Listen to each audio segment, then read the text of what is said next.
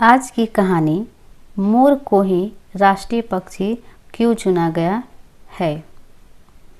मोर के अद्भुत सौंदर्य के कारण ही भारत सरकार ने 26 जनवरी 1963 को इसे राष्ट्रीय पक्षी घोषित किया।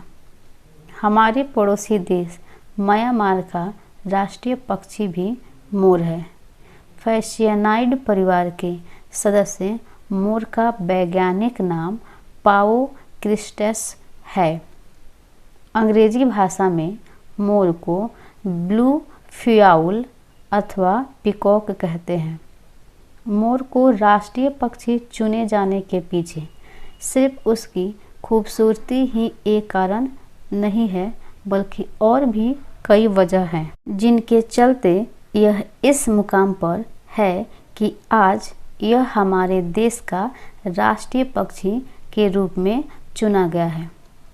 जब देश के राष्ट्रीय पक्षी का चयन किया जा रहा था तो मोर के अलावा कई पक्षियों के नाम भी शामिल किए गए थे, लेकिन चुनाव सिर्फ मोर का ही किया गया। माधव कृष्णन ने 1961 में लिखे अपने एक आर्टिकल में कहा था कि भारतीय वन्य प्राणी बोर्ड की अकाउंटमेंट में बैठक हुई थी। इस बैठक में सारस, क्रेन, क्राइट, वॉस्टार्ड और हंस के नामों पर भी चर्चा हुई थी, लेकिन इन सब में मोर का नाम ही चुना गया। उनके अनुसार राष्ट्रीय पक्षी घोषित किए जाने के लिए उस पक्षी का देश के सभी हिस्सों में मौजूद होना जरूरी है। इसके अलावा आम आदमी भी इसे पहचान सके, साथ ही इसे किसी भी सरकारी पब्लिकेशन में डिफेक्ट किया जा सके। इसके अलावा यह पूरी तरह से भारतीय संस्कृति का हिस्सा होना चाहिए। इसके बाद मोर को 26 जनवरी 1963 को भारत का राष्ट्रीय पक्षी घोषित कर दिया गया, क्योंकि यह श्रेष्ठता और सुंदरता का प्रतीक है। तब से लेकर आज तक हमारे देश का राष्ट्रीय पक्षी मोर ही है।